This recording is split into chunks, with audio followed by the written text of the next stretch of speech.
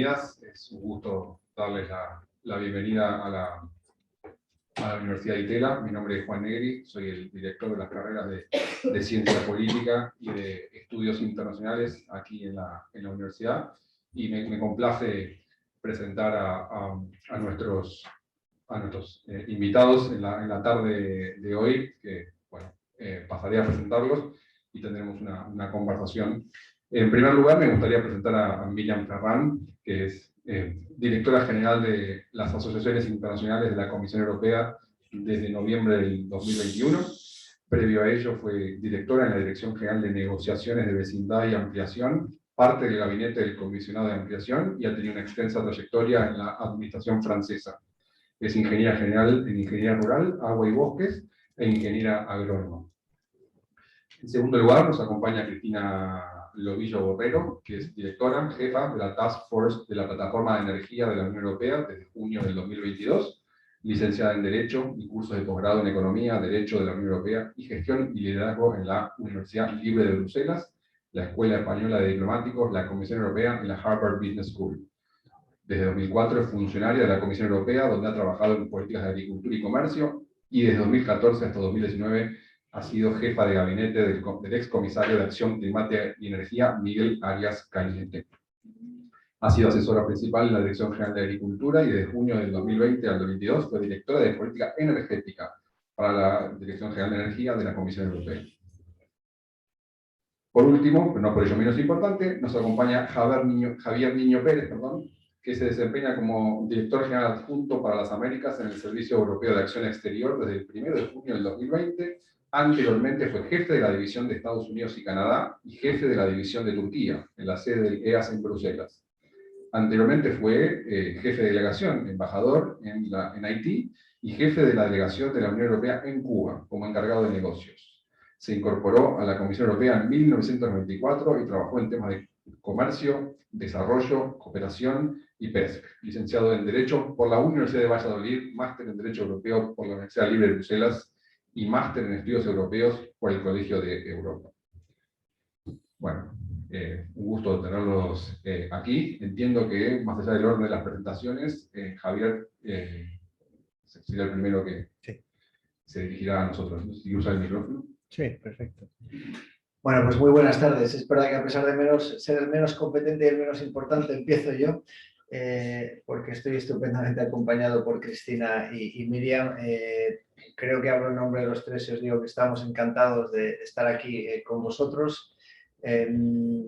Vamos a hablar brevemente los tres, porque lo que queremos es que haya un espacio de diálogo que sea lo más amplio posible y lo más animado posible. Yo sé que estamos al lado del estadio del River, entonces espero un nivel de tensión académica que sea equivalente al de un derbi con el Boca Juniors, por lo menos. Es lo que esperamos de un país como Argentina, tan apasionado y tan intenso intelectualmente.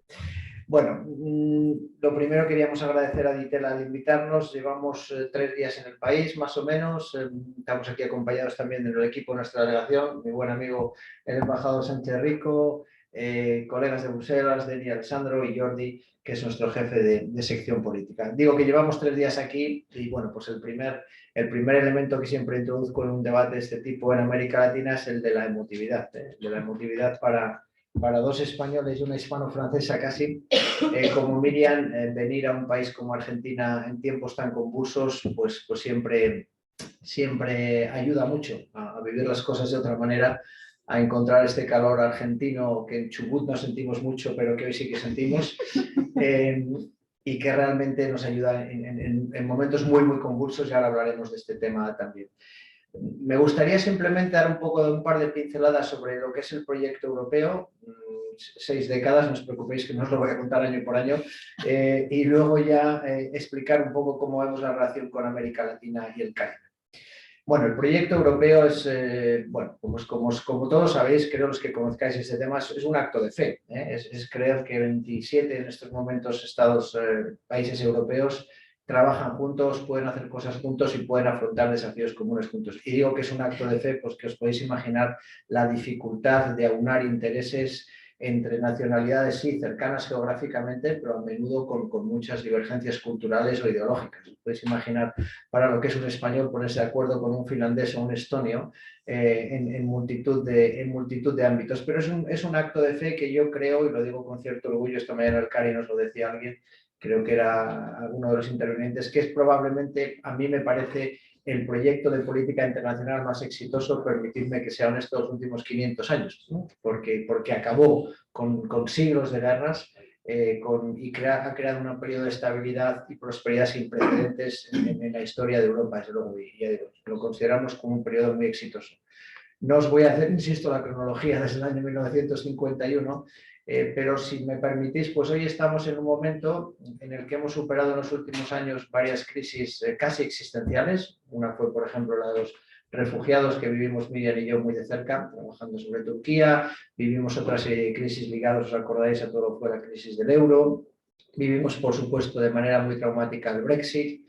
Hemos superado una pandemia del COVID y ahora pues estamos afrontando, como sabéis, un desafío existencial, un desafío casi físico a lo que es la Unión Europea.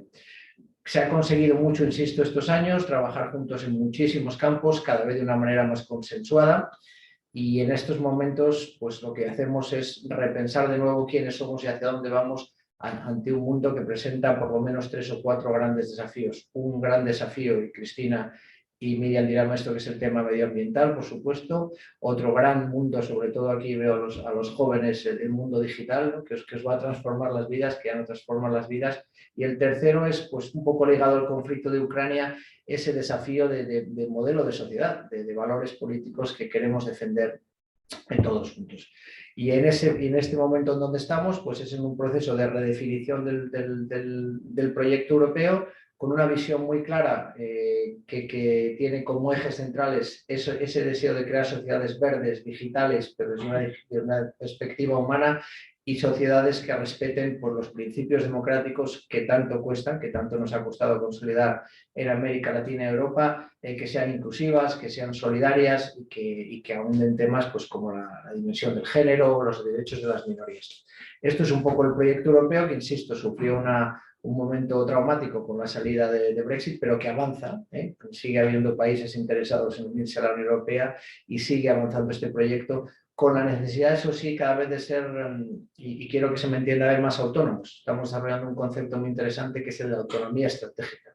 Es decir, que Europa, en un mundo cada vez más complejo, cada vez más multipolar, sea capaz de afrontar, no digo de manera independiente, pero de manera autónoma, ciertos desafíos. Esto está ligado, por supuesto, como estudiantes en relaciones internacionales lo sabéis, al momento traumático que supuso la llegada de Trump al poder, donde nos dimos cuenta que, por ejemplo, militarmente necesitamos desarrollar nuestras capacidades. También ligado a lo que fue el tema COVID, donde también nos dimos cuenta que, por ejemplo, en el campo de la salud teníamos que tener más autonomía, y ligado, por supuesto, al tema económico, donde tenemos cada vez más que luchar en un mundo multipolar en el que Europa decrece.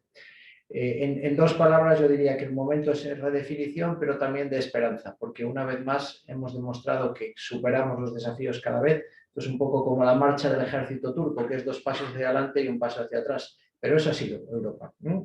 Ir avanzando con muchas trabas, con muchas dificultades, pero consolidando un espacio, insisto, que desde el punto de vista de la democracia, desde el punto de vista de la prosperidad, pues yo creo que no tiene parangón. ¿Y dónde está Latinoamérica y el Caribe en todo este ámbito? Pues bueno, está realmente muy cerca en lo que son valores y principios, probablemente más que cualquier otra región del mundo, en creer en un sistema democrático, en creer en un sistema que respeta la separación de poderes, en creer en un sistema que cree en las instituciones, insisto, en los derechos de las minorías. Y está muy cerca también económicamente. Seguimos siendo, de una manera general, a la par con China, el primer inversor de la región, intercambios comerciales muy fuertes y, sobre todo, pues unos vínculos lingüísticos, culturales, históricos inigualables. Es verdad que todo este panorama que os hago de la cercanía con América Latina y el Caribe no se ha traducido hasta ahora en una priorización estratégica que corresponda a ese nivel de integración. Y yo creo que eso, para mí, me parece un error, yo diría casi que histórico, que intentamos ahora, que vamos a intentar corregir. Es verdad que la política exterior, vosotros lo conocéis, es muy cortoplacista, se focaliza en desafíos inmediatos, la seguridad, el suministro energético, las inversiones, y le cuesta mucho, pues por las propias agendas y calendarios políticos, ir más allá. Pero si somos capaces, y ahora entroncaré con el tema de la guerra, si somos capaces de ver desafíos estratégicos a más largo plazo, insisto, ahí no tenemos otra opción que amarrarnos a América Latina para de la mano afrontar temas como la revolución medioambiental, digital o del modelo de sociedad que queremos vivir, porque esos van a ser los grandes desafíos a largo plazo que nos van a permitir proteger y promover nuestro nivel de sociedad, nuestro modelo de sociedad. Estamos intentando ya desde hace tiempo intensificar esas relaciones con América Latina y el Caribe, que se entienda que necesitamos América Latina y el Caribe. Siempre lo decimos juntos, somos una fuerza económica poderosísima, una fuerza en el campo medioambiental poderosísima, somos 33 más 27 países, un tercio de la membresía de Naciones Unidas, juntos podemos hacer muchísimas cosas con valores y principios comunes. El tema de la guerra nos ha supuesto un auténtico trauma y no os lo voy a negar. Realmente Cristina y Miriam pueden dar fe, vivimos momentos durísimos. Hoy discutía con el Cari, tenemos colegas, tenemos ciudadanos europeos que tienen miedo de un ataque nuclear en sus ciudades. Ya no estamos hablando de un conflicto que pueda suponer un desafío desde el punto de vista migratorio, desde el punto de vista económico. Estamos hablando de la integridad física europea, que es algo absolutamente inimaginable hasta hace 6 meses.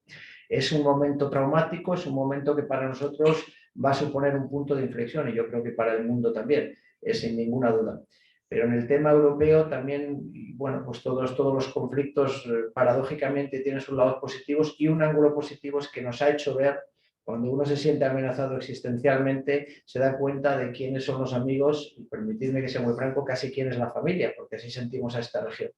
Y ante este conflicto hemos visto un posicionamiento internacional de América Latina y el Caribe mucho más solidario que el de cualquier otra región. No hay más que ver los pronunciamientos en el marco de Naciones Unidas para saber quién ha estado a nuestro lado y quién se ha alejado un poco de los postulados europeos. Y nuestra esperanza es que precisamente este apoyo latinoamericano que hemos sentido tan fuerte nos haga repriorizar el posicionamiento de esta región en el mundo. Unido a esto, y dejaré que Cristina elabore más, yo creo que hay un otro elemento importantísimo, es que por primera vez, y esto se aplica de manera muy significativa a Argentina, tenemos un elemento que nos va a permitir enfatizar la dimensión geoestratégica de América Latina y el Caribe, y es el tema de la energía.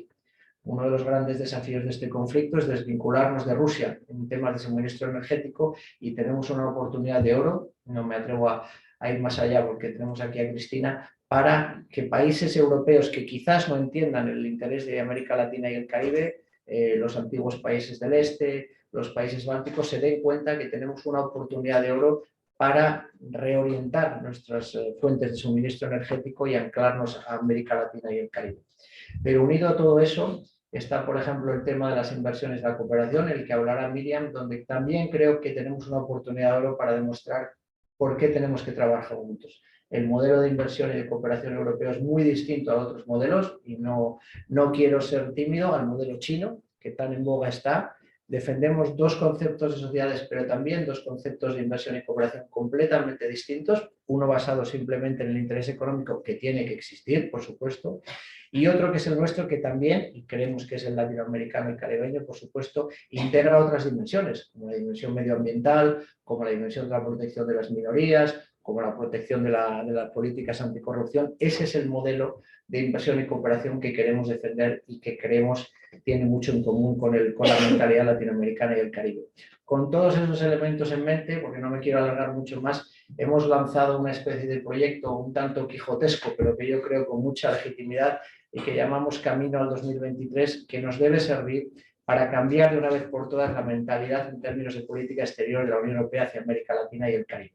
Culminaría con una cumbre en el 2023, bajo presidencia española, pero esta cumbre hay que verla, como decía esta mañana, pues un poco como el poema de Cavafis, ¿no? Y Ítaca, no es el destino, sí es el viaje el que tiene que ser importante, y la cumbre tiene que visualizar este nuevo compromiso con América Latina y el Caribe. Hace 7 años que no tenemos una cumbre con esta región, entre tanto hemos tenido cumbres con absolutamente todos los países del mundo y es realmente una paradoja y una anomalía que hay que corregir. Pero insisto, lo importante es que durante los próximos meses, con el trauma del conflicto ruso, con lo que ha sido el proceso de COVID, entendiendo que las dos sociedades, latinoamericana y caribe europea, afrontan problemas muy comunes, el tema de la desigualdad, el tema de la protección de las minorías, el tema de los derechos humanos. Tenemos que trabajar juntos, insisto, porque somos las dos regiones que más quieren defender este modelo. Entonces, con toda una serie de iniciativas de las que también hablará Miriam, vamos a intentar trabajar en ese cambio de mentalidad que nos debe llevar a que de aquí a 1 año, 2 años, en términos de política exterior, Latinoamérica y el Caribe esté en otro sitio en el mapa. Un último apunte sobre Argentina. Argentina es un país absolutamente estratégico desde todo punto de vista, desde su posicionamiento internacional, desde su posicionamiento ideológico. En estos momentos tiene una relevancia estratégica importantísima, presidiendo la CELAC, presidiendo el Consejo de Derechos Humanos. Y insisto, nuestro deseo con Argentina pues sería, también en temas como la energía e inversiones, pero desde el punto de vista político, consolidar y profundizar nuestras relaciones. Vamos a intentar renegociar el acuerdo que tenemos bilateral existente, por supuesto. Vamos a intentar seguir avanzando para que podamos concluir el acuerdo con Mercosur y vamos a intentar, insisto, que Argentina sea el socio, de nuevo también tenga el papel que se merece en nuestra política exterior. Y con esto ya me callo y paso las palabras a mis dos colegas, Miriam y Cristina. Miriam, ¿quieres empezar tú? Venga. Muchísimas gracias por ese panorama muy ancho. Y bueno, lo que quiero decir primero es que la razón de nuestra presencia conjunta hoy es para discutir y afirmar dentro del marco de la Comisión Mixta EU-Argentina que vamos a tener mañana, el lazo y la importancia del lazo que tenemos entre la Unión Europea y Argentina.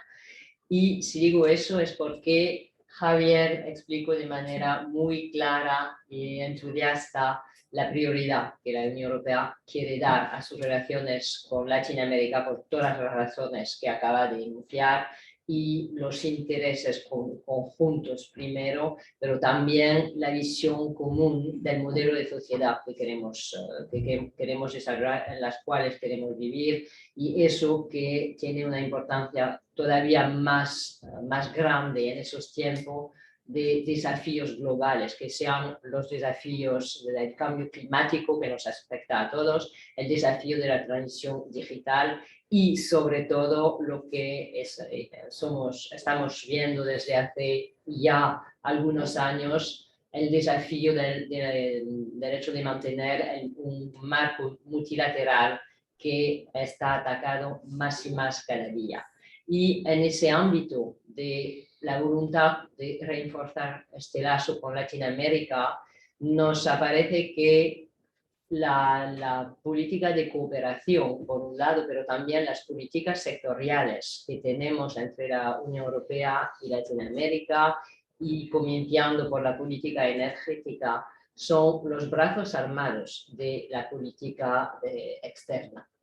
Y por eso estamos juntos para añadir las herramientas más o menos técnicas o financieras a la voluntad política de la diplomacia conjunta.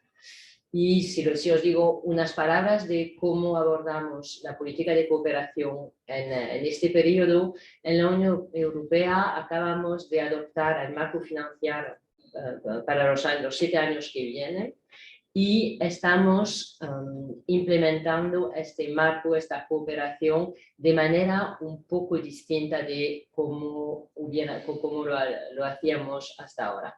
Primero, acabamos de adoptar una estrategia global que llamamos Global Gateway, que es nuestra hoja de ruta para las inversiones, para la contribución de la Unión Europea y la oferta de la Unión Europea en términos de inversiones en los axis estratégicos. Y por eso quiero decir la conectividad, pero la conectividad en todos sus componentes.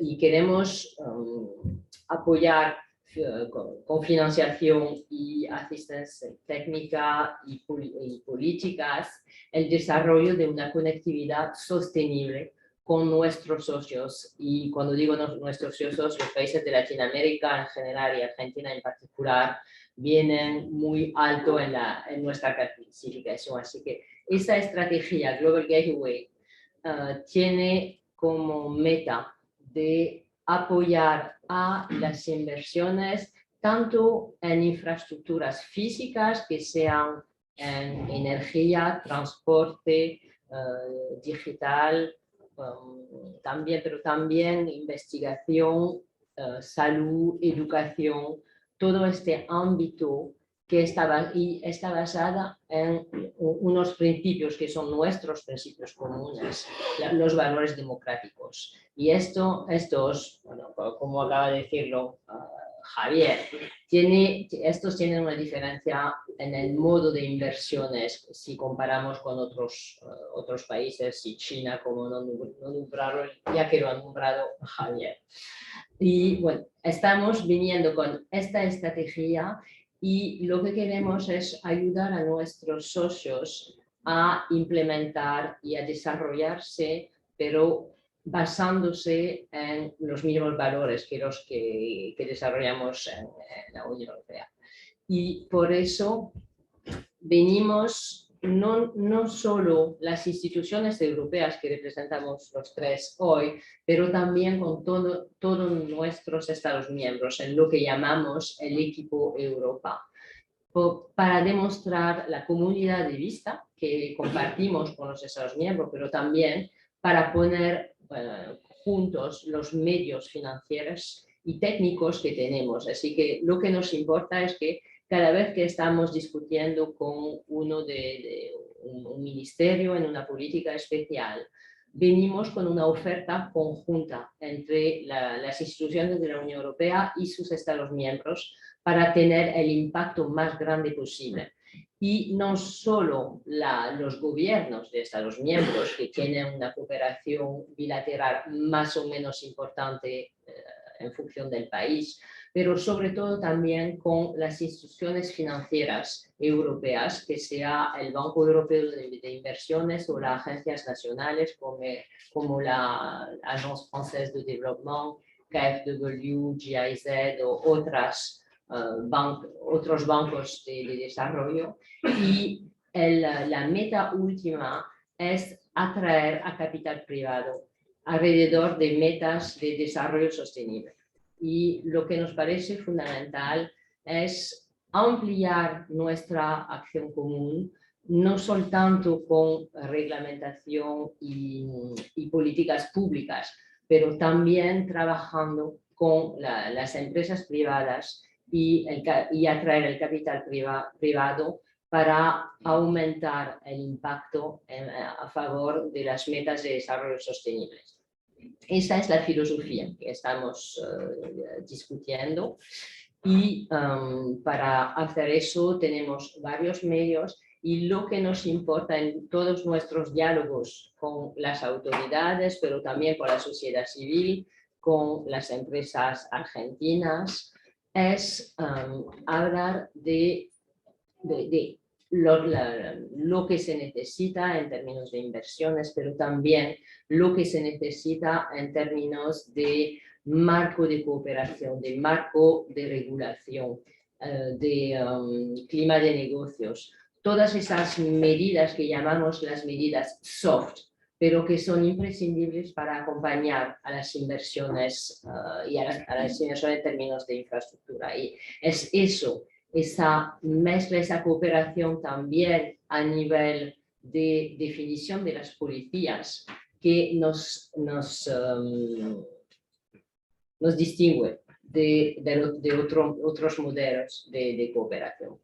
Y cuando hacemos eso, queremos entrar en un diálogo completo y apoyar también con experticia técnica. Así que tenemos muchos expertos europeos que vienen y eso es particularmente importante en el tema de la transición digital, donde vemos el interés y el hecho de que la digitalización, la transición digital está cambiando la sociedad, pero también vemos muy bien los riesgos. Y esos riesgos en términos de respeto de derechos humanos, de respeto de la libertad de prensa, de expresión, de la protección de los datos individuales, son elementos fundamentales. Y cuando hablamos de digitalización queremos hablar también de una discusión donde esos elementos entran en discusión y en la oferta global.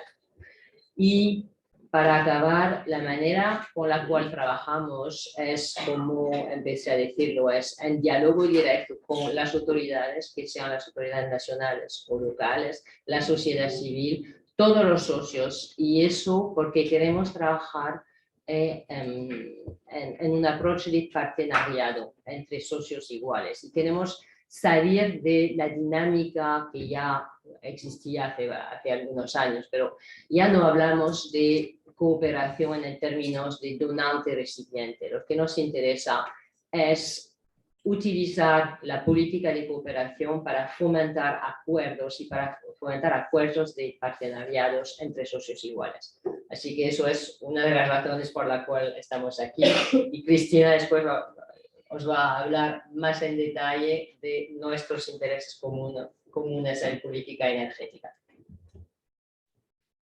Muchas gracias, en primer lugar, por invitarnos a participar hoy en este evento. Siempre es un placer volver a la universidad, aunque hace muchos años que la dejamos. Siempre es un gusto volver. Y a mí, bueno, aparte, lógicamente, de suscribir todo lo que han dicho Miriam y Javier, yo creo firmemente que es un momento muy importante para las relaciones de la Unión Europea con América Latina, y en concreto voy a explicar por qué desde el punto de vista de la política en la que yo trabajo, que es la política de energía, la política energética en la Unión Europea.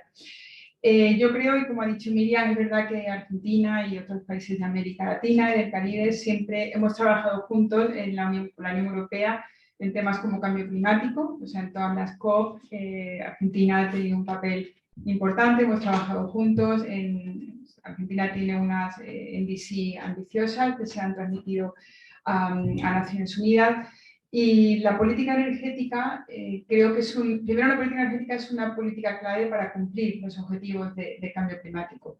Y esto no lo podemos olvidar. Nosotros en la Unión Europea consideramos que la política, o sea, producir energía y consumir energía en la Unión Europea supone el 75% del total de las emisiones de gases de efecto invernadero. Por lo tanto, es importante tener este dato para ver el papel que representa. Pero además yo creo que hay un elemento más que han mencionado también Javier y Miriam, que es precisamente la situación de guerra que tenemos en la frontera con Europa. La invasión de Ucrania ha generado una guerra que es, en primer lugar, una tragedia humana. O sea, a mí no me gusta decir que las guerras o que las crisis son oportunidades. Yo creo que es mejor que no ocurran, pero una vez que ocurran es cierto que se puede salir de una manera diferente, ¿no? Que se puede reforzar algunos aspectos que no estaban reforzados antes. Y, por ejemplo, la invasión de Ucrania, lo que ha supuesto para la Unión Europea es una necesidad de considerar, de reenfocar lo que es lo que llamamos el paisaje energético, ¿no?, en la Unión Europea. Os voy a dar unos datos porque precisamente por la cercanía que tenemos en la Unión Europea de Rusia, nosotros somos altamente dependientes del gas, el carbón y el petróleo rusos. Y algunas cifras que no me gustaría decir, pero que son así: nosotros importamos el 40% del gas que consumimos viene de Rusia, el 28% del petróleo y el 45% del carbón.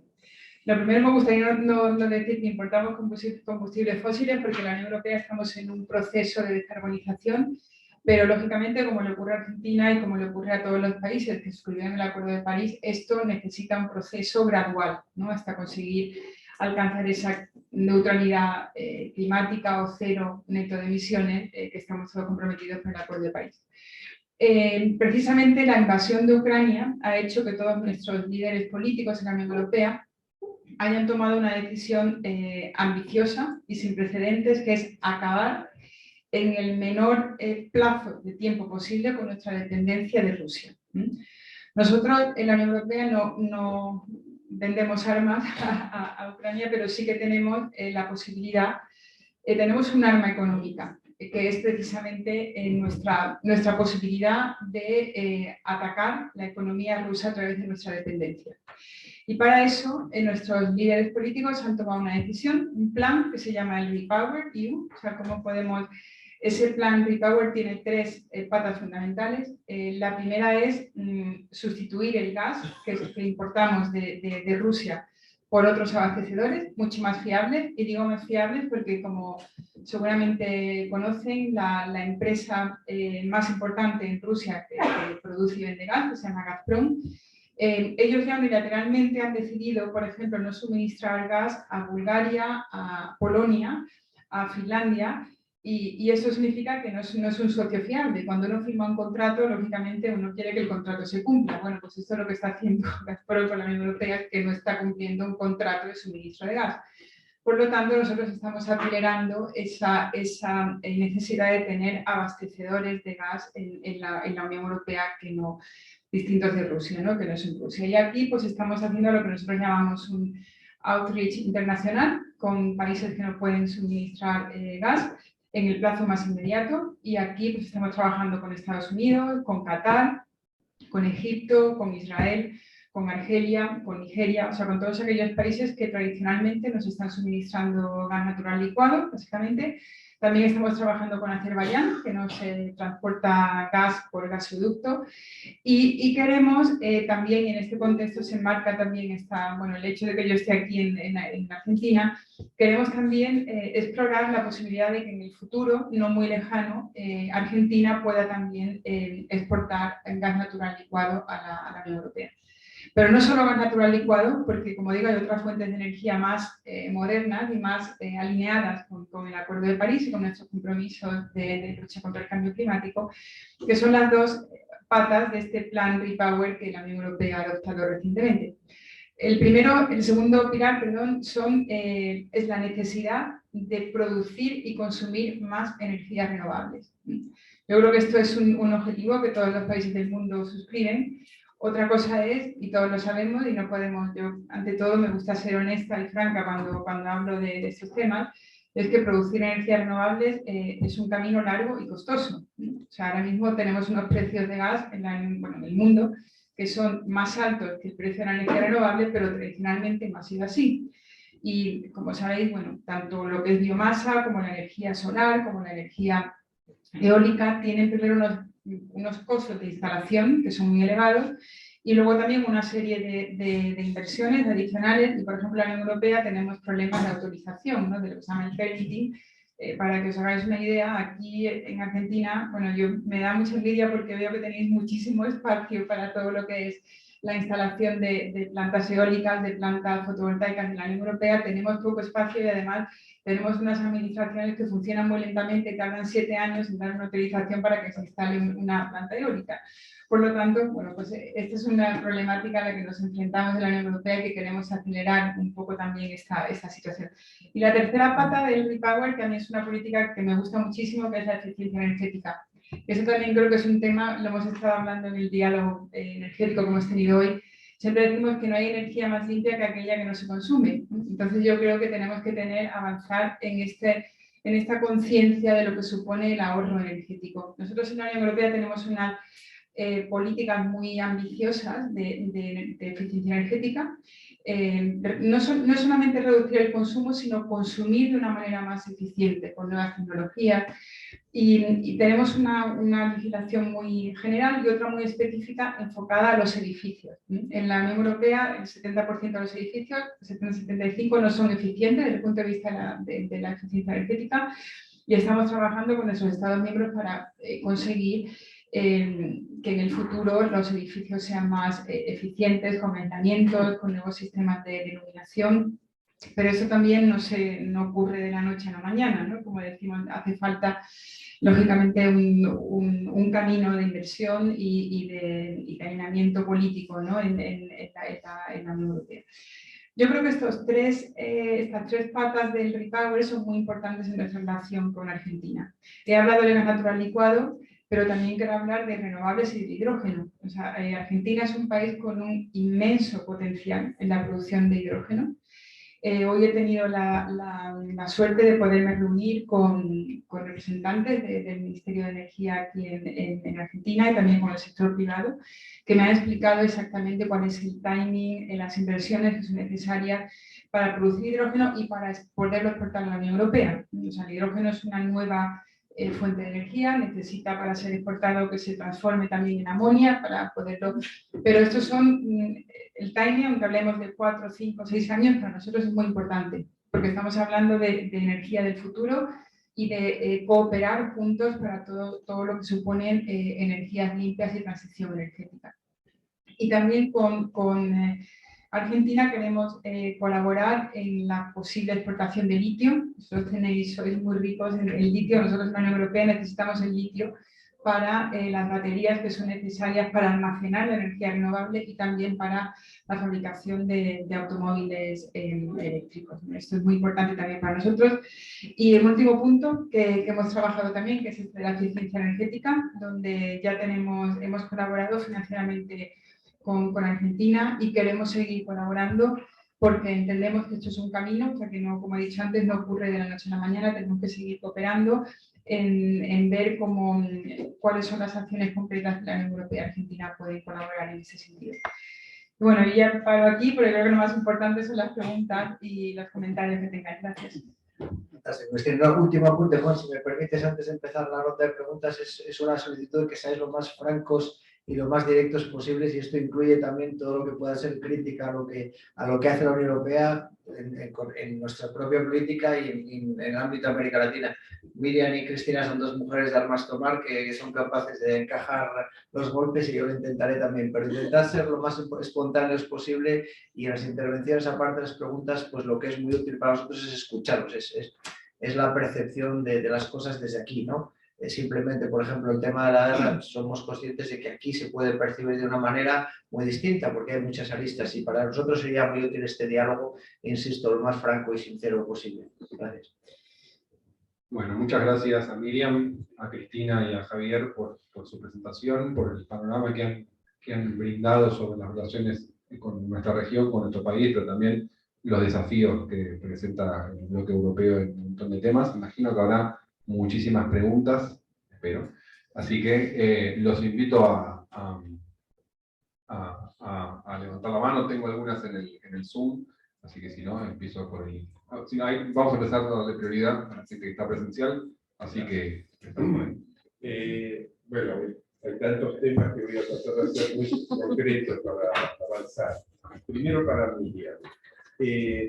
Cuando ella desarrolla toda la teoría de la cooperación, de la nueva forma de cooperación, para ser honestos con la historia, vamos a aceptar que no han sido muy exitosas las formas de cooperación históricas porque eran más bien cooperaciones sobre los sectores marginales, es decir, nunca hubo una cooperación dinámica dirigida a lo que tú planteas, juntar al sector privado con el sector público, producir inversiones y que eso genere efectos positivos.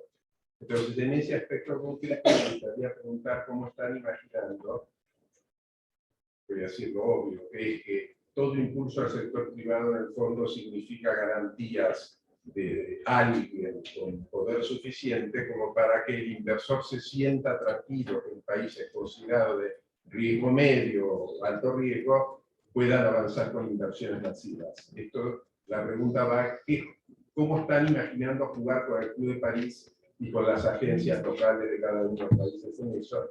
Y en particular, para entrar en un tema que ya es más geopolítico, ¿cómo están imaginando esta discusión compleja que hay en América Latina alrededor del 5G, que es un tema central en uno de los mundo digital, que es uno de los twins de importancia que se ha asignado a la Unión Europea, en una situación en que claramente se da una discusión rara, que es una discusión entre China y la Unión Europea como proveedores, sin que los Estados Unidos tengan una participación relevante, pero no son grandes productores internacionales.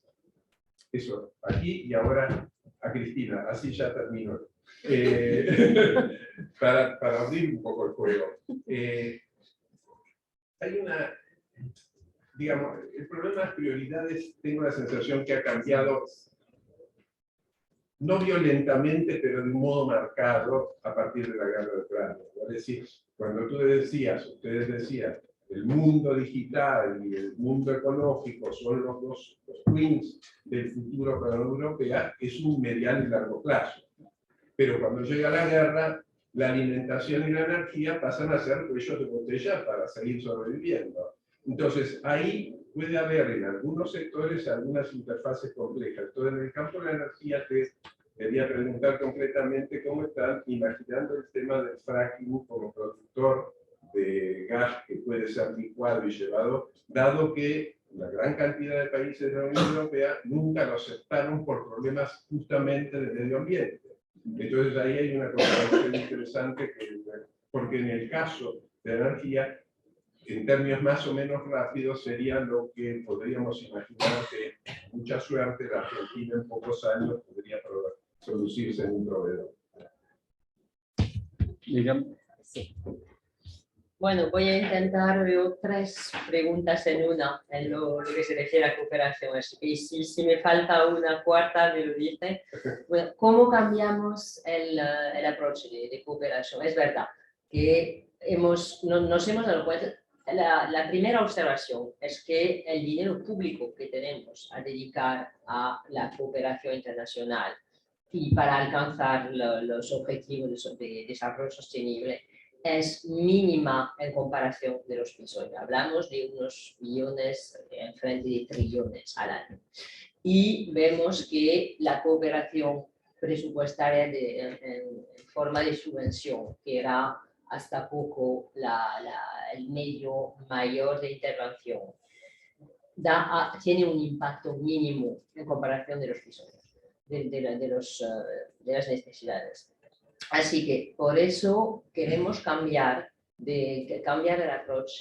Y primero, cuando hablo de partenariado, es verdad que al lugar de tratar un poquito de todo, porque las necesidades son tantas que sabemos que no vamos a podemos lo que puede hacer la Unión Europea o cualquier país donante es únicamente dedicarse a ciertos temas, a ciertas acciones, pero no vamos a poder solucionarlo todo. Así que al lugar de contribuir un poquito en cada país a todos los desafíos, hemos decidido entrar en un partenariado primero con el gobierno, y por eso hablamos de partenariado entre socios, y definir juntos cuáles van a ser las prioridades que la Unión Europea en las cuales la Unión Europea va a ayudar al país. Así que hemos decidido que por país vamos a elegir 1, 2 o 3 prioridades, pero no sea que no hay necesidades en otros dominios, pero lo vamos a dejar a otros trabajar en esos temas para tener un impacto mayor. Y en la mayoría de los países esas prioridades van con la transición verde y la transición digital. Y después, inigualdades son también un tema, es también un tema en el que el desarrollo socioeconómico.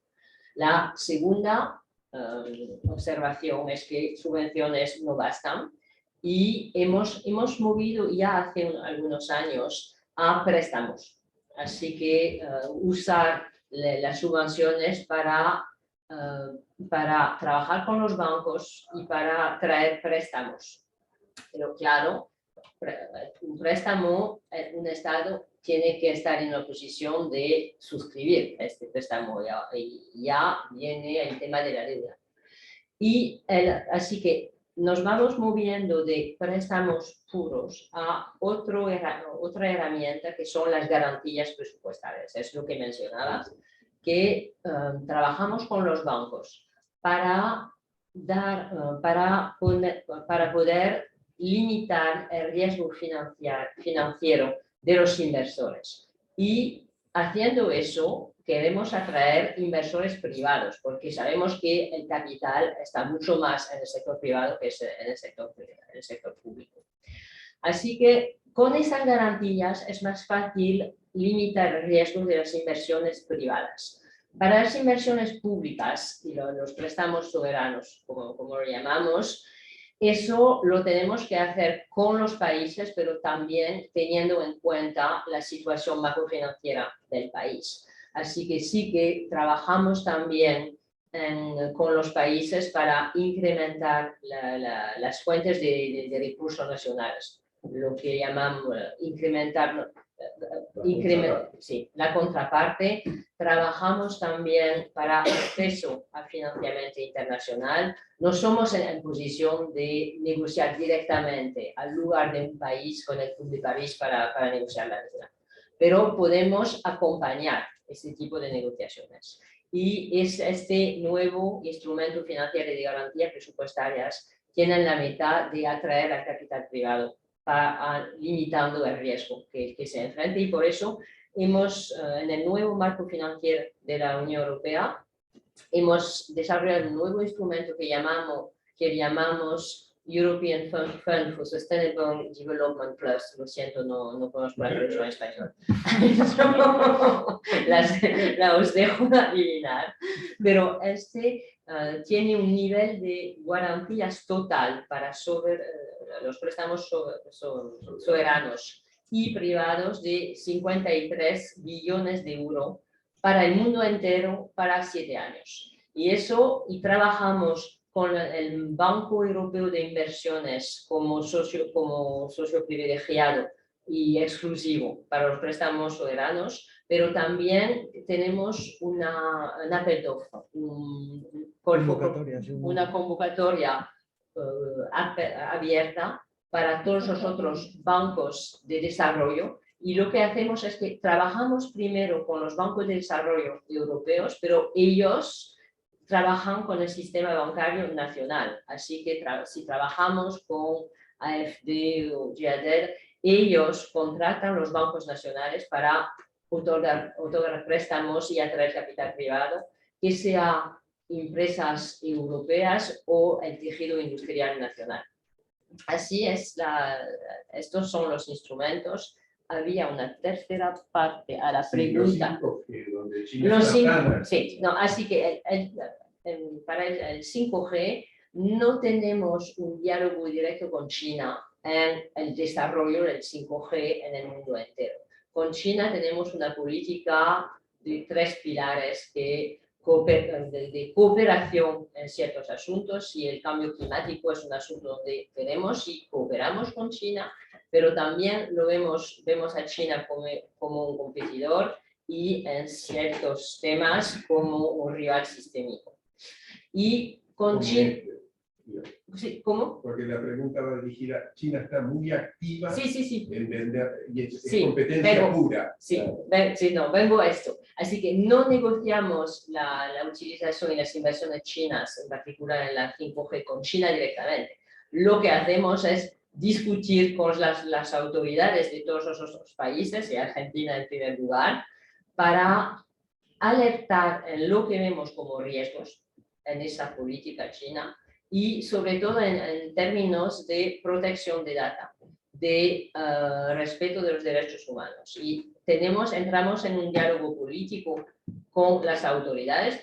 Claro que cada estado en el mundo, cada estado soberano, hará lo que quiere al fin y al cabo. Lo único es que nosotros, con esta estrategia de Global Gateway, venimos con una oferta europea y estamos discutiendo lo que vemos como beneficios de nuestro approach en comparación de la China.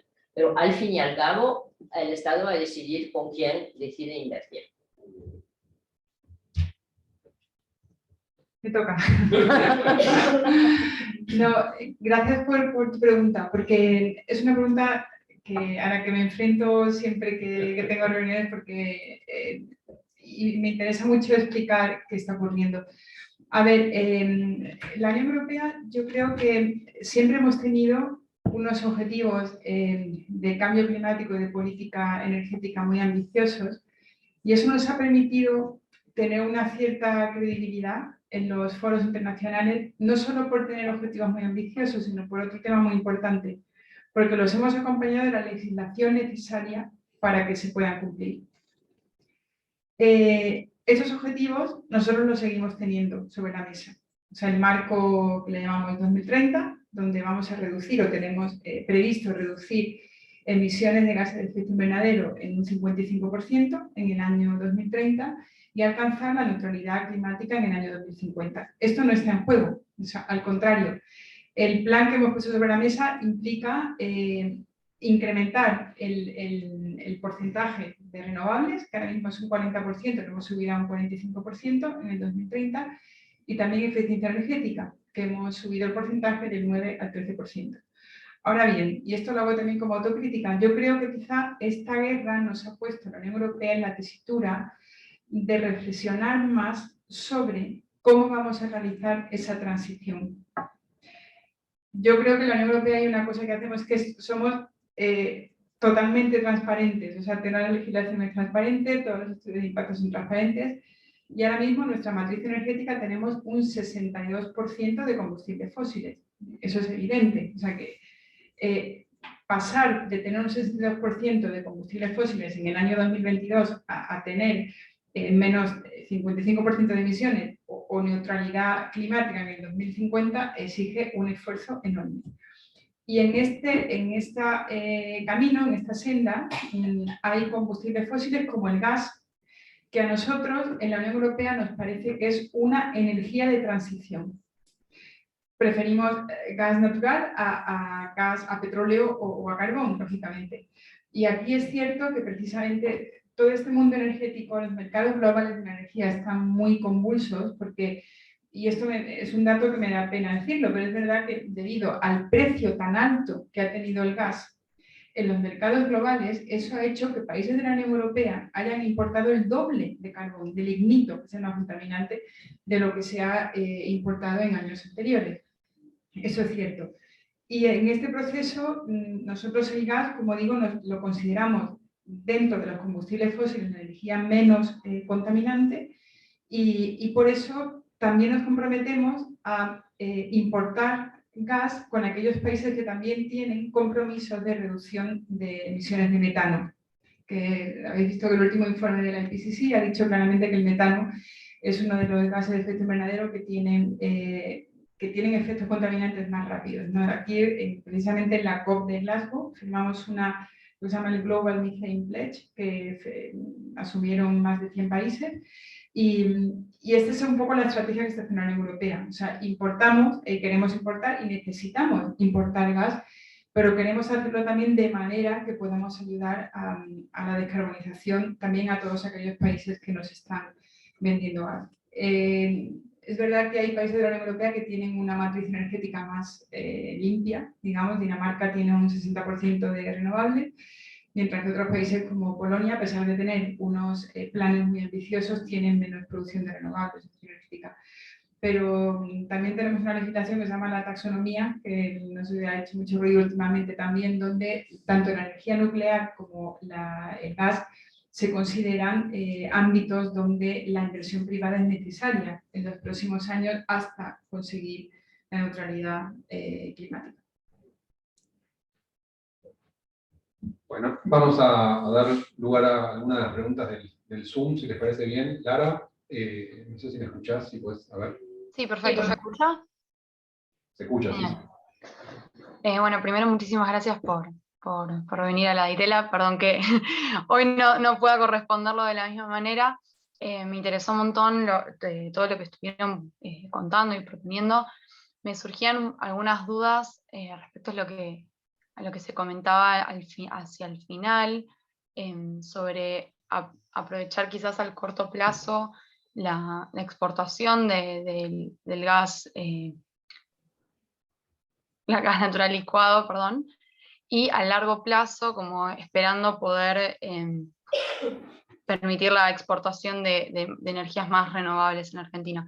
¿Cómo esperan que esto afecte a la puja de los incentivos, ¿no? que esto haría? Porque al final serían como incentivos contradictorios, donde si se apuesta por un tipo de infraestructura para poder exportar ese tipo de energía, evidentemente no sería para lo otro y generaría un conflicto para después, una transición. ¿Cómo se enmarca esto dentro del plan de la renovación energética?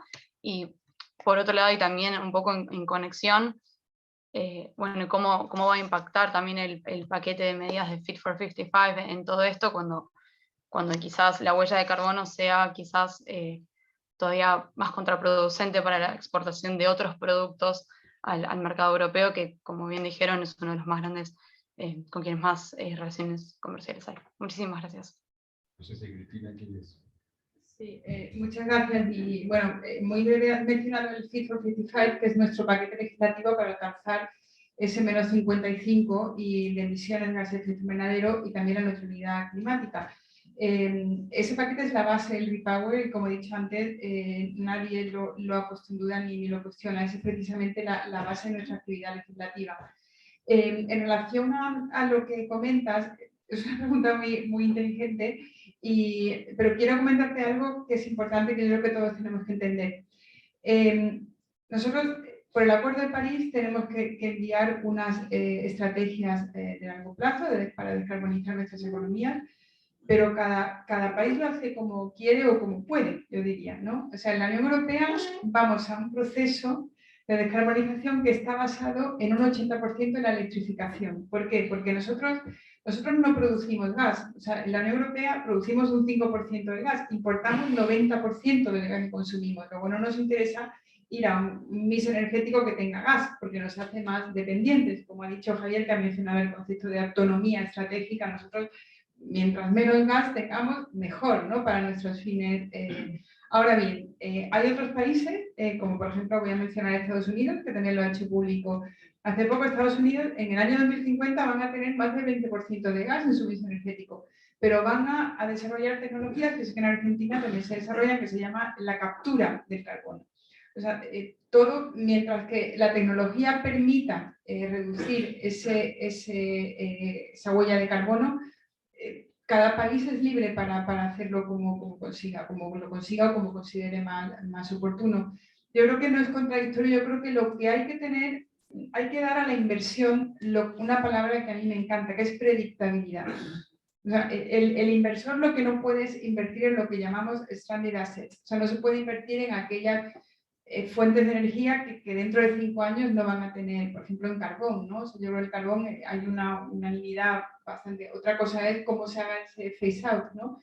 Pero yo creo que en gas hay margen todavía para determinadas inversiones, teniendo en cuenta, como he dicho antes, que se acompañen de tecnologías que ayuden a reducir emisiones.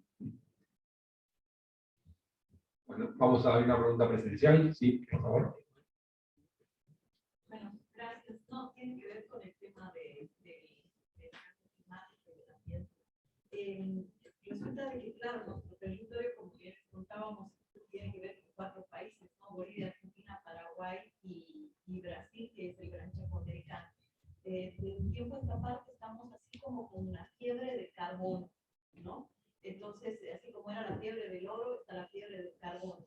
Y obviamente tenemos una disyuntiva, porque si de repente los bonos de carbono de cierta manera nos van a acompañar para proteger el monte, pero también pasa que los países de los cuales estamos hablando no tienen claro todavía la normativa, ¿no? Por ejemplo, el 80% de la propiedad de la tierra donde podría ser emisiones de bonos de carbono en Paraguay están en manos de privados, ¿no? En Argentina todavía no hay una normativa en la que el privado pueda jugar de manera directa o el público también. Y en Bolivia, de repente, con esto de la madre tierra y la Pachamama, ni siquiera hay un debate, pero sí sentimos en el territorio que algo está pasando, ¿no? Con esto de los bonos de carbono. Y desde un tiempo a esta parte hemos tenido visita de muchas empresas europeas, también de Estados Unidos y también asiáticas, de todo tipo, ¿no? De las que van a certificar, de las que van a vender, de las que van a hacer negocio, hasta vendedores de víboras, que quiero decir, o sea, hay de todo. Entonces, no sé si deberíamos comenzar a tener una cierta información real en qué confiar, ¿no? Porque me parece que va a ser un tema que se viene muy fuerte y en el territorio y va a tal vez salirse de las manos incluso de los mismos países, porque ya hay provincias de Argentina que están vendiendo y también privados que ya están vendiendo, ¿no? Y como digo, en Paraguay ya hay una cosa como que los privados lo están haciendo. Entonces, quería saber cuál es su opinión o cómo algún nivel, de alguna forma, aunque sea un pacto ético, de qué cosas se pueden ir trabajando con respecto a esa información.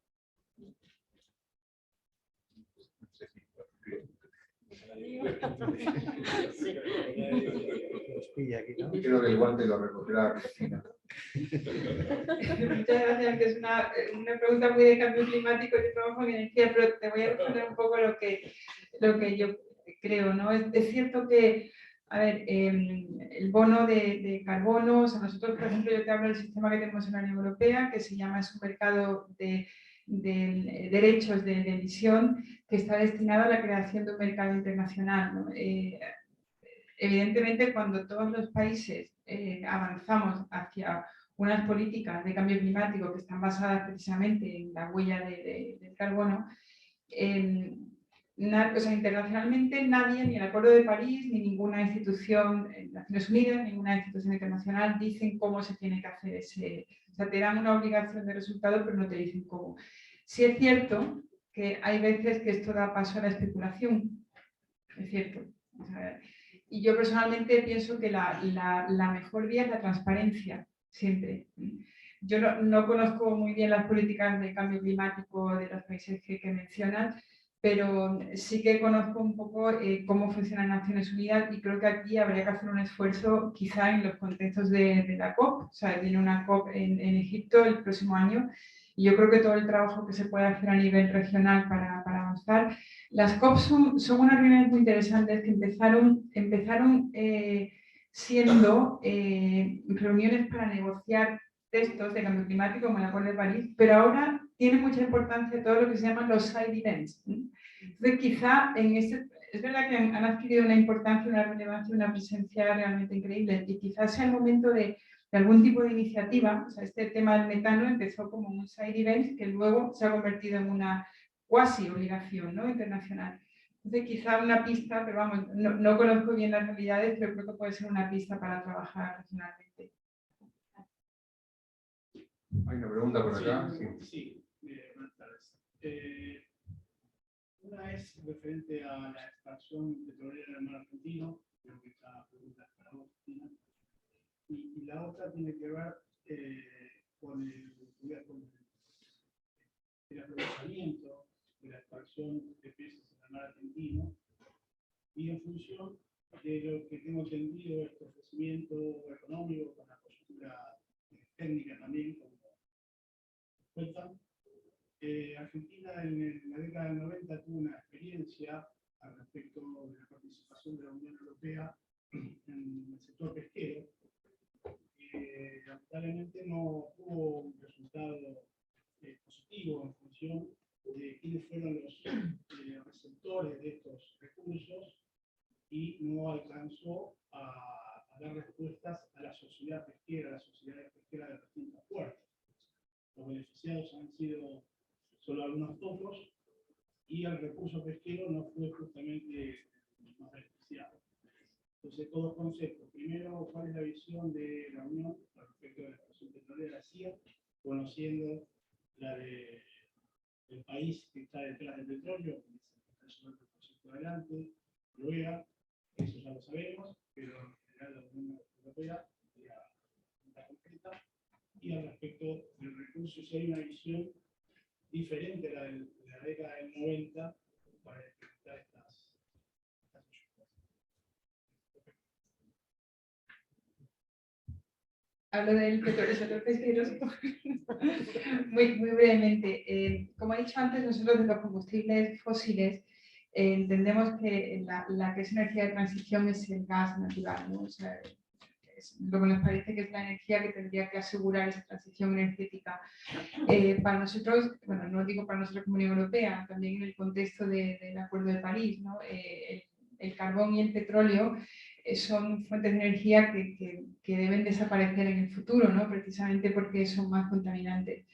Pero como digo, en ese periodo de transición energética, o sea, la Unión Europea tiene petróleo en su mix energético y, como he citado antes, un 28% del petróleo que consumimos viene de Rusia y lo vamos a intentar sustituir porque no podemos ahora mismo cambiar petróleo por renovable. Entonces, entiendo que cada país, incluido Argentina, pues es un momento en el que quizá también debido a la coyuntura internacional de los mercados energéticos, el petróleo precisamente, o sea, el barril creo que estaba hoy a 115 o 114, o sea, es increíble el Brent, el precio del Brent cuando miramos que hace unos años muy recientemente estaba a 40, 50, ¿no? Entonces, a ver, hay políticas, las países de la OPEC, o sea, ahora mismo también quizás la extracción de petróleo está muy dominada por criterios económicos, pero yo creo que es un momento en el que no podemos olvidar también la dimensión contaminante del petróleo, ¿no? Y el compromiso también adquirido en el contexto o sea, del Acuerdo de París, pero también de muchas políticas nacionales. Entonces yo aquí te contestaría que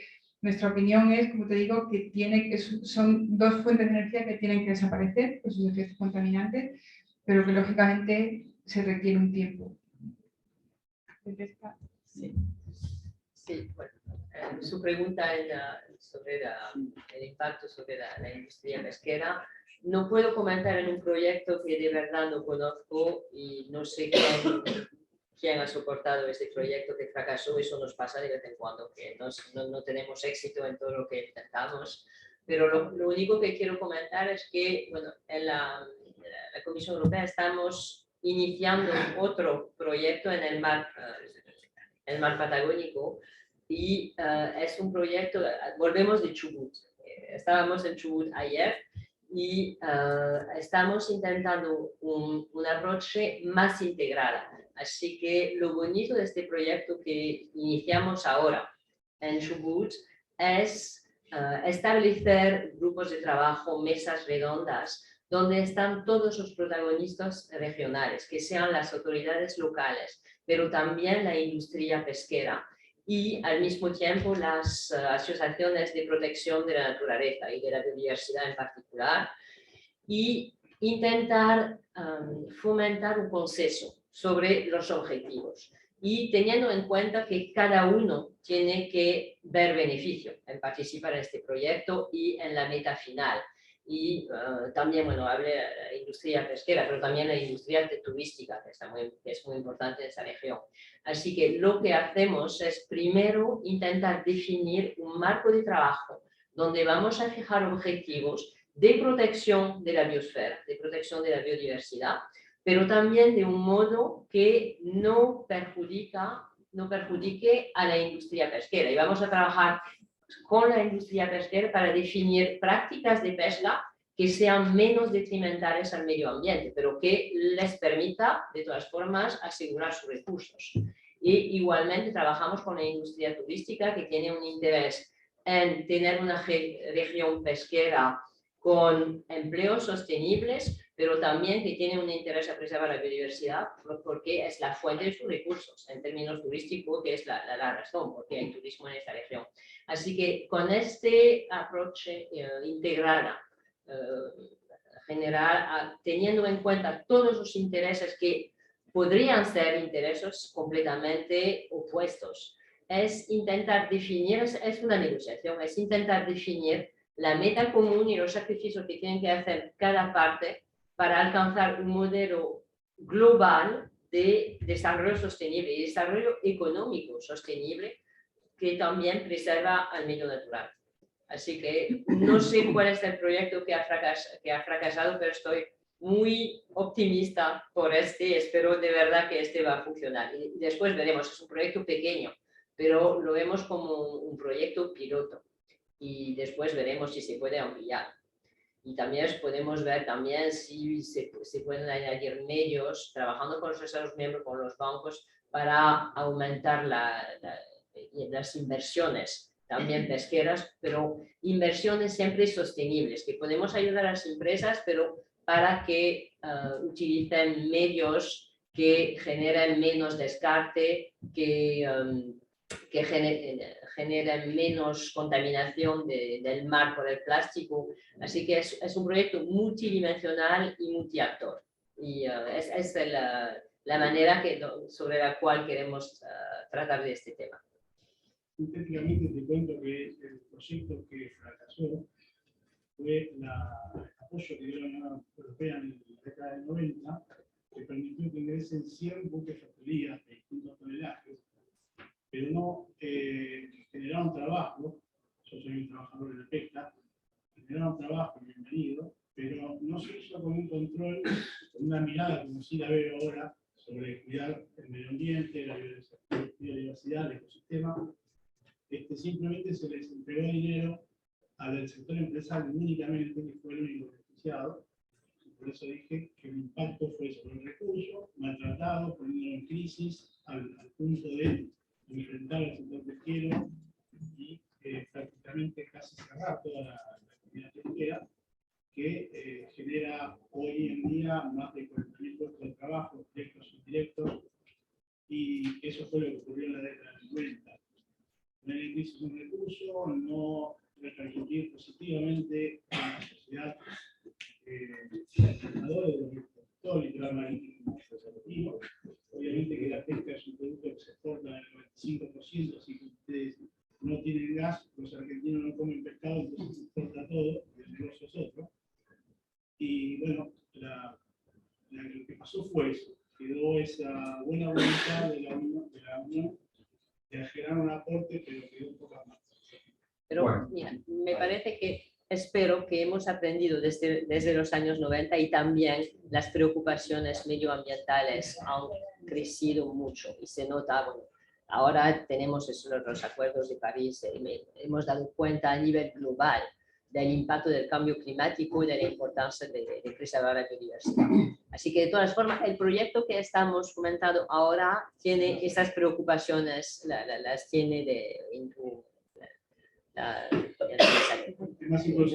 las tiene en cuenta. Le vamos a dar la palabra al vicerrector, el profesor Tocatlián. Perdón, hay muchas manos levantadas por mi jefe, así que si no me echan. No, bueno, primero agradecerles mucho esta presentación.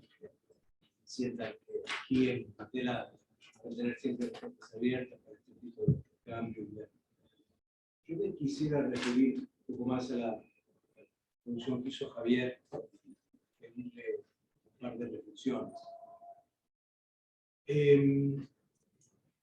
Dado que y se habló de una reunión en ciernes para el próximo año, que es la reunión CELAC, Unión Europea. Creo que va a ser una reunión muy, muy bienvenida de este lado del Atlántico y seguramente de los Estados. Recientemente tuvimos la Cumbre de las Américas en Los Ángeles, Estados Unidos. Quien haya seguido en algún detalle las visitas formales y informales que hicieron funcionarios medios estadounidenses a toda América Latina, la única obsesión que parecía tener esta cumbre, no voy a hablar de la exclusión de países, la única agenda que traía Estados Unidos era hablar de China. Y si ustedes miran el resultado final de la cumbre, nadie habló de China. No hablo de China porque poner a China como ejemplo negativo para validar otra vez una lógica Occidente-Oriente, buenos y malos, corruptos e incorruptos, en esta región no es tan creíble como se podía hablar en la Guerra Fría. Y entre otras cosas, porque aquí ya en la región no hay vetadores de China, como hubo vetadores de la Unión Soviética. Y porque China, con su inversión, con sus negocios, por lo menos para varios países, es una fuente relevante de supervivencia casi. Entonces, dado que aquí se logró, algunos tres o la palabra China, yo diría, ojalá que en esa próxima cumbre a los europeos no se les ocurra traer a China, porque se van a encontrar con el mismo problema de Estados Unidos. Nadie quiere hablar contra China, mal de China, o ponernos a escoger. Lo que América Latina necesita es diversificar, ampliar opciones, entre las cuales está la de Europa, por supuesto. Pero el sí o no es un poco complicado hoy y va a ser más complicado con un conjunto potencial de gobiernos progresistas en América del Sur, al menos relevante para todos. La segunda reflexión tiene que ver con la recepción que al menos en algunos sectores de observadores, diría yo, más que de tomadores de decisión, ha estado generando esta idea de la nueva Europa geopolítica.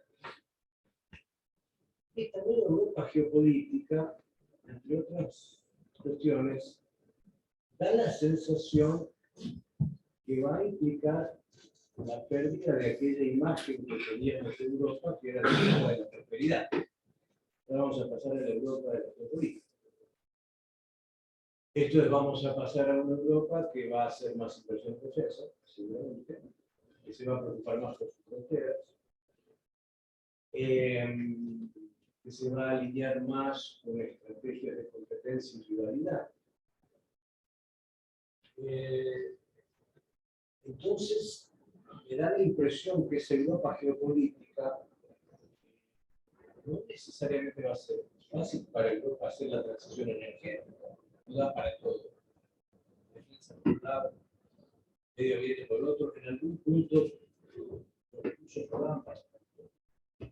Pero por otro lado, me parece que es una regresión para Europa, volver a una Europa que ya estaba muerta después de la Segunda Guerra Mundial. Esa palabra había desaparecido del lenguaje. Europa como una potencia normativa, Europa como una potencia importante en el campo de los valores, una Europa importante en el tema de la transparencia, de la regulación, los aportes europeos a la regulación. Entonces, lo que señalo es una lectura con inquietud de retomar esa expresión de la Europa de la geopolítica.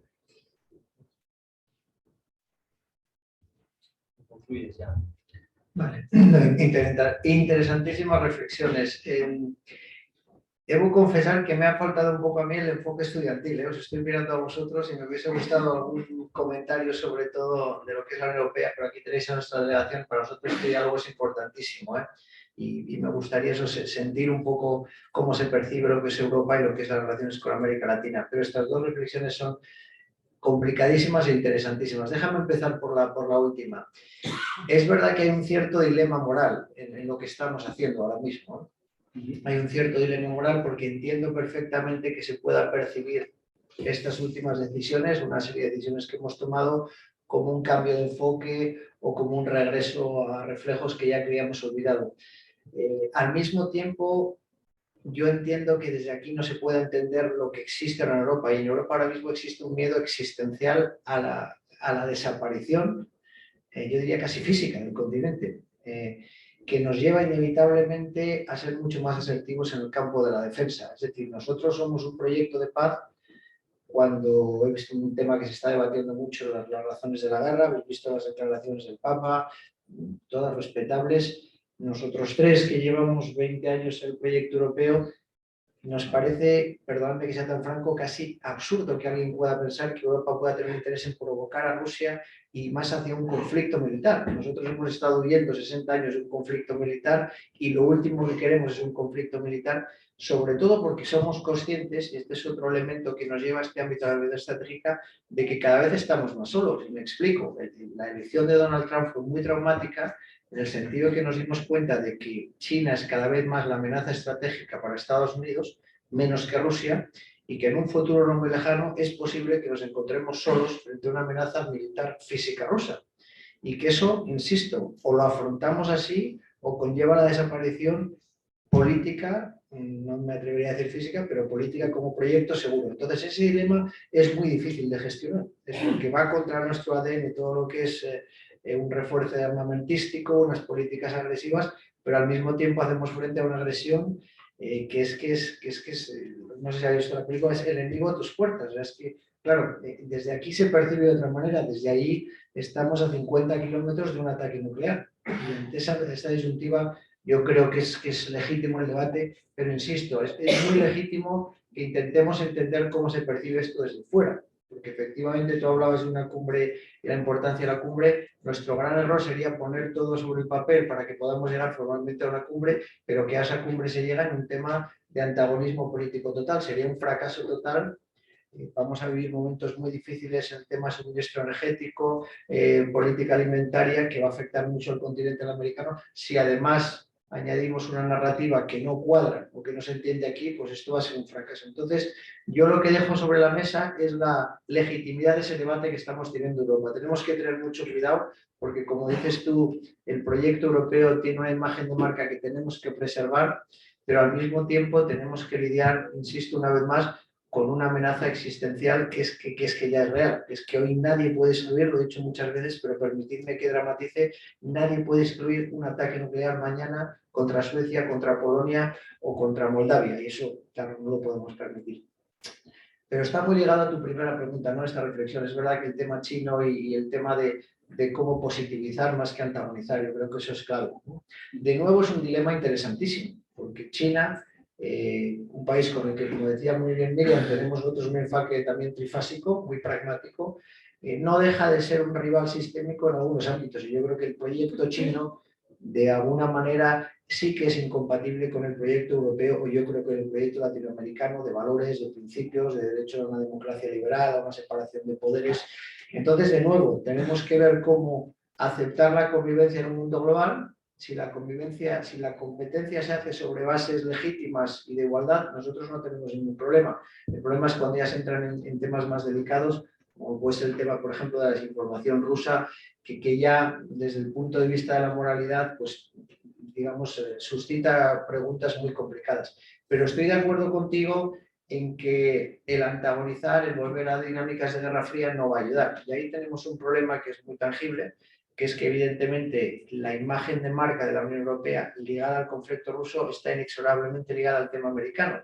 Y nos encontramos en un dilema muy fuerte, que es preservar nuestra alianza con Estados Unidos, que no deja de ser un socio, pero de alguna manera también diferenciarnos, porque nuestra política exterior sí que es diferente a la política americana en muchos sentidos, con un enfoque mucho menos imperialista, mucho menos agresivo, y durante los próximos años va a haber que hilar fino para que se entienda que nosotros queremos seguir cooperando con Estados Unidos, pero que tenemos un enfoque casi filosófico que en muchos ámbitos es distinto al modelo americano. O sea que yo creo que has planteado dos dilemas morales que nos van a definir como proyecto efectivamente y que van a definir inexorablemente nuestro diálogo con América Latina.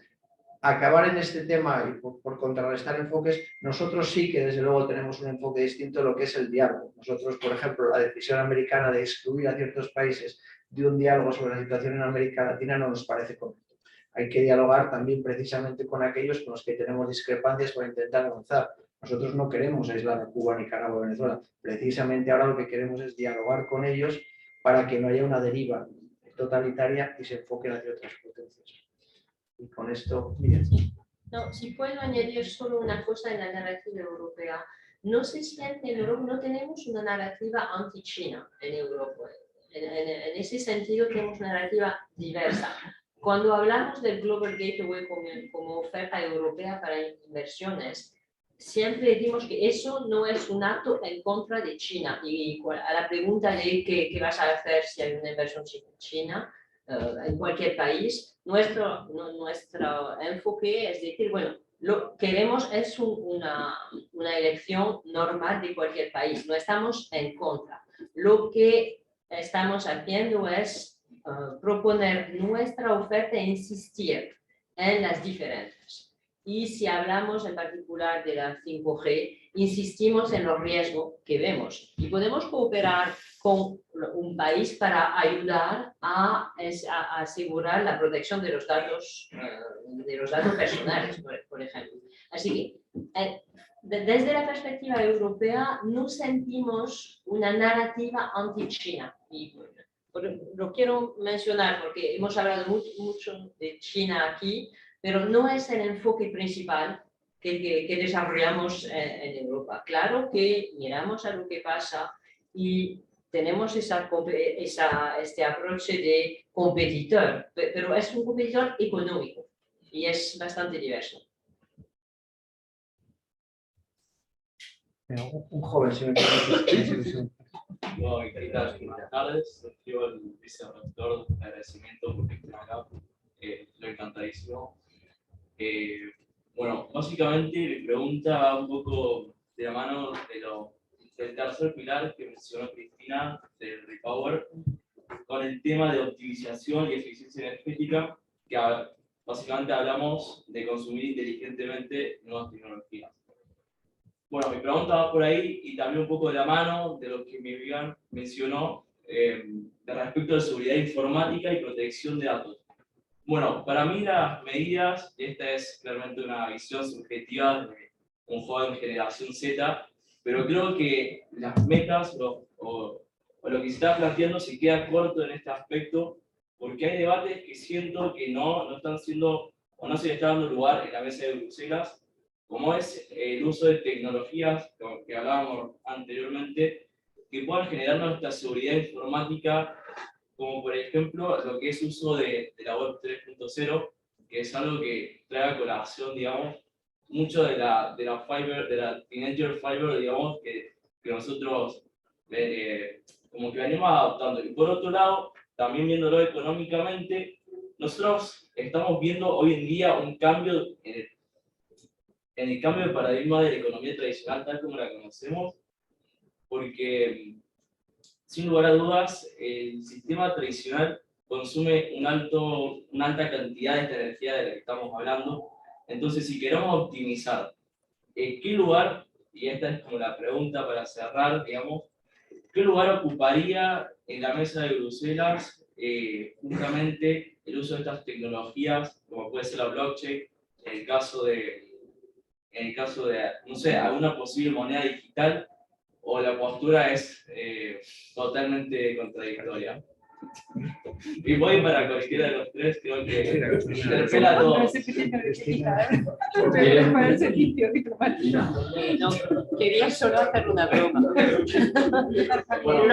Lo siento, voy a dar la palabra a Javier, pero quería solo acabar con una broma. Hemos pedido una pregunta de un joven, la tenemos. El problema es que no tenemos ningún joven esperado de la mesa, así que las tecnologías de usadas por los jóvenes, dejo a mis colegas que ciertamente son más. Voy a ser un caballero e intentar salvar el expediente de la manera más digna posible, que no, creo que no lo voy a conseguir. La respuesta es que no estaremos en posición. Pero lo que está claro, y por encontrar una respuesta razonablemente digna, es que sí que creemos, y vuelvo a permitirme que sea un poco provocador, yo creo que todavía es la pregunta del vicerrector era muy adecuada. Yo creo que lo que sí que tenemos que mantener es un cierto debate moral en la Unión Europea sobre cualquier tipo de problemática, ¿no? Y eso por supuesto está claro. Y yo creo que lo que sí nos damos cuenta, por ejemplo, hablando de modelos económicos o modelos de desarrollo económico, que se necesita, y quizás podemos concluir con esto, se necesita una sociedad que también siga mirando una persona de tu generación al lado humano. Hemos desarrollado, por ejemplo, un sistema económico con muchísimas libertades, pero que siempre ha tenido una cierta dimensión social y que ha integrado los dilemas morales en ese tipo de cuestiones. Es muy interesante ver cómo Europa sale de la crisis de 2008 y sale de la crisis del COVID. Fueron dos enfoques completamente distintos. La crisis del 2008 fue una respuesta un tanto caótica, yo diría insolidaria, y en cambio la respuesta al COVID se hace con un enfoque mucho más de cohesión social, de solidaridad entre Estados miembros, liderados, y siempre lo decimos, por una líder conservadora. Entonces, simplemente mi reflexión es que, por volver a la pregunta del vicerrector, tenemos que seguir siendo, tenemos que esforzarnos en seguir siendo un referente moral en lo que se refiere a cómo organizamos la sociedad actual, que tiene unas dimensiones, unas aristas complicadas. Y ahí insisto, y con esto ya concluyo, sí que nos vamos con una cierta esperanza, viniendo a un país como Argentina, de que aquí los argentinos, los europeos, seguimos creyendo en un mundo, en fin, somos unos continentes de idealistas y de boleros y de tangos y de canciones españolas, pero que sí que creemos que hay una respuesta al mundo que tiene que seguir teniendo un enfoque humano. Y no quiero antagonizar ni mucho menos, porque es verdad que eso tenemos que evitarlo, ¿no?, con otros países, pero ese enfoque humano, sobre todo pienso en los jóvenes y los que van a ser las generaciones posteriores, lo tenemos que integrar, porque el mundo es muy complejo y nos puede llevar, si no nos damos cuenta, a un mundo muy robotizado, por decirlo de una manera muy simplista, ¿no? Bueno, gracias. Bueno, perdón, hay muchas preguntas,